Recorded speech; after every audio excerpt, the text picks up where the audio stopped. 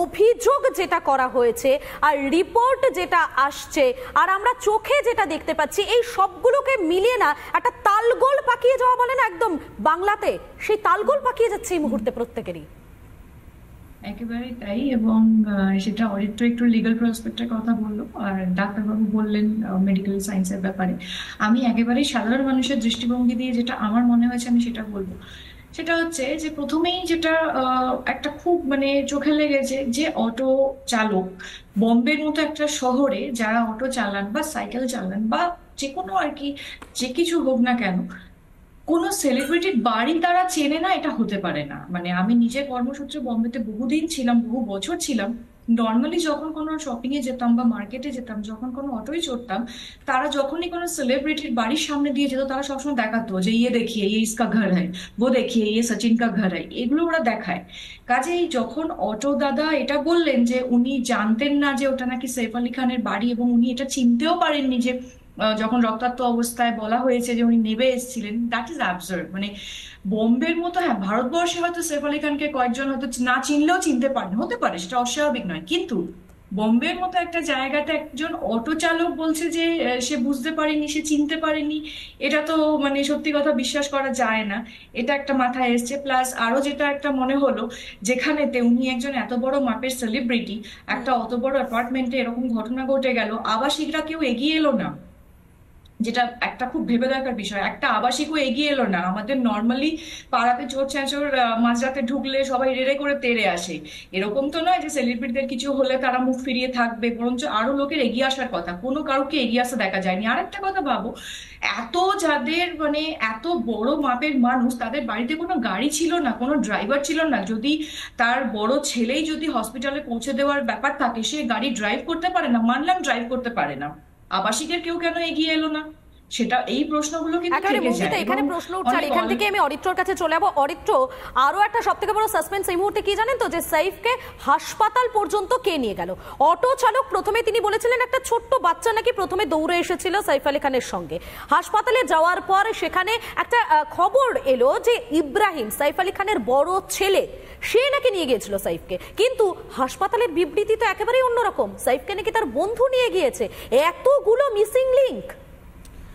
দেখুন, সাইফ আলী খান যখন বাইরে বেরিয়ে এসে অটো চালককে তার ভাড়া বাবদ 50,000 টাকা দিয়ে হঠাৎ করে একটা স্টেটমেন্ট দিয়েছিলেন, তখনই একটা অদ্ভুত রকম ইমপ্রেশন আমার তৈরি হয়েছিল যে হঠাৎ করে কেন। মানে এটা যে পয়েন্টটা ম্যাডাম বললেন সেটা খুব রাইটলি সেইড একদম, যে একজনের এই ধরনের হাই প্রোফাইল বাড়ির সামনে প্রথমত তাদের কাছে অনেক ইমার্জেন্সি ফেসিলিটি সাধারণ মানুষদের থেকে বেশি অ্যাভেল থাকার কথা। এবং আরেকটা কথা, এখানে গুরুত্বপূর্ণ পয়েন্ট মিস করে যাচ্ছি, যেটা আদালতে আলোচনা হয়েছে, সেটা জজের সামনে উপস্থাপনা করা হয়েছে, যে যখন ঘটনাটা ঘটছে এবং তারপর থেকে যখন হাসপাতালে নিয়ে যাওয়া হচ্ছে, মানে অভিযোগকারীর বয়ান, তার মাঝখানে অ্যাম্পেল অ্যামাউন্ট অফ টাইম ছিল, যেই সময়টায় কিন্তু পুলিশের সাথে যোগাযোগ করা যেত। সেই যে পুলিশের সাথে যোগাযোগ করা যেত, পুলিশের সাথে যোগাযোগ করা হয়নি কেন, এটা খুব ইম্পর্টেন্ট। এবং তার সাথে ইম্পর্টেন্ট হচ্ছে যে এই পার্টিকুলার কেসে হঠাৎ করে মহারাষ্ট্র পুলিশ কিন্তু যে ইনভেস্টিগেশন অফিসারকে আমরা ওই এলাকায় দেখতে পেরেছি, ইন্সপেক্টর দয়া নায়েক, ইনি একজন এনকাউন্টার স্পেশালিস্ট এবং মূলত 80-90-এর দশকে তিনি প্রচুর এরকম গ্যাংস্টার, গ্যাংওয়ার এগুলো কন্ট্রোল করে, মানে বিখ্যাত বলুন কুখ্যাত বলুন যাই হোক ইত্যাদি হয়েছেন। তো দয়া নায়কের মতো হাই প্রোফাইল ইনভেস্টিগেটর এবং এনকাউন্টার স্পেশালিস্টকে এরকম একটা ইনজুরি কেসে প্রথমেই যখন আমি দেখেছিলাম, তখনই আমার মনে হয়েছিল যে এখানে একটা অন্যরকম অ্যাঙ্গেল থাকতে পারে। মানে সেই অ্যাঙ্গেলটা রাজনৈতিক নাকি সেই অ্যাঙ্গেলটা প্রশাসনিক, সেইটা আস্তে আস্তে যত আমরা জটটা পরিষ্কারভাবে বুঝতে পারবো। কিন্তু এটা যে খুব সাধারণ সিকিউরিটি ব্রিচ। আচ্ছা অরিত্র, আমি একটু অন্যভাবে দেখি, এটা কি কোনো সিনেমার প্রমোশনও হতে পারে? দেখুন, মানে যদি সিনেমার প্রমোশন করার জন্য এইরকম একটা ঘটনা হয়, তাহলে সেটা খুব আনফরচুনেট বলে আমি উল্লেখ করবো, তার কারণ এইটা হওয়া উচিত নয়। যদি একটা প্রমোশনের জন্য একটা মানুষের নিজের মানে অনেকগুলো তথ্য তো উঠছে, এটাও তো আসতে পারে সাধারণ মানুষের মাথায়, এটাও তো স্ট্রাইক করতে পারে। দেখুন, এটা হতে পারে, কিন্তু আমার মনে হয় না এই কেসের ক্ষেত্রে এটা সিনেমার প্রমোশন হিসেবে হবে। যদি ইন দি এন্ড জানা যায়, তাহলে যেটা মারাত্মক সোশ্যাল ইরোশন হবে সেটা হচ্ছে যে মানুষের বিপদে আর কেউ পাশে দাঁড়াবে না।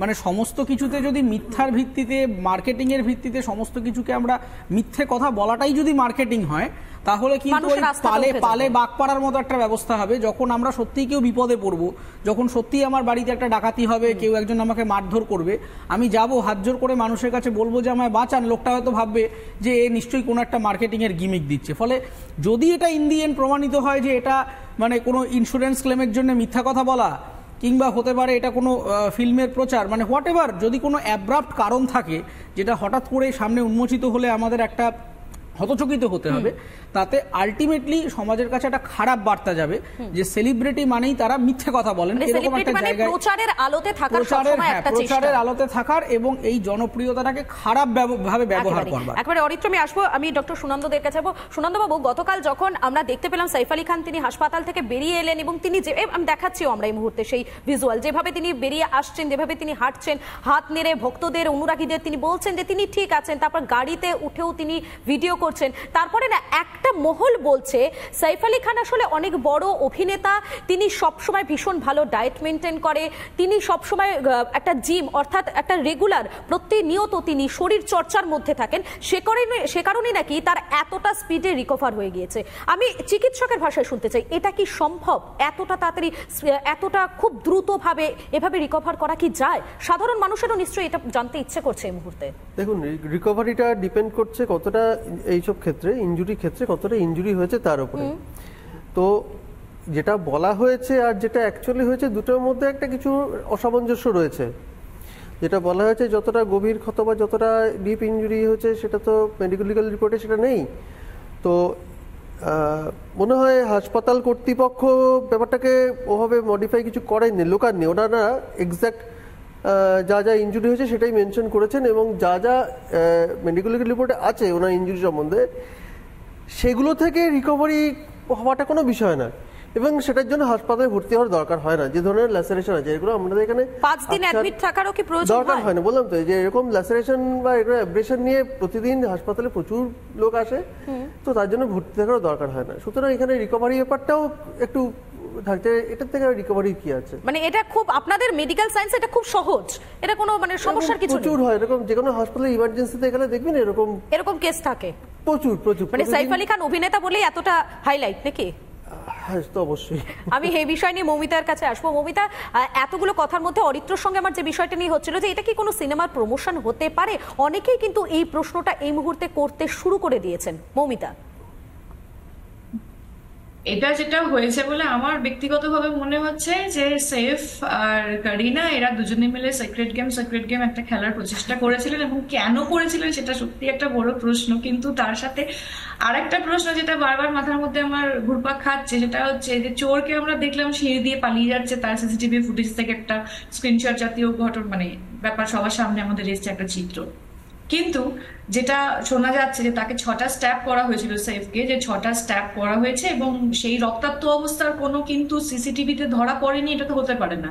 তাহলে সে কোথা দিয়ে নামলো? সে তো আর লাফিয়ে ওপর থেকে তো সে হিরোইক ভাবে তো নামা তো সম্ভব নয়। এরকম যদি সত্যি তার এতটাই ক্ষত হয়ে থাকে, সেই চিত্র কেউ দেখলো না, কোনো রকম কোনো মিডিয়ার সামনে এলো না, কিছু না। তো সব মিলিয়ে পুরো ব্যাপারটা অবশ্যই একটা সাজানো ঘটনা বলেই মনে হচ্ছে।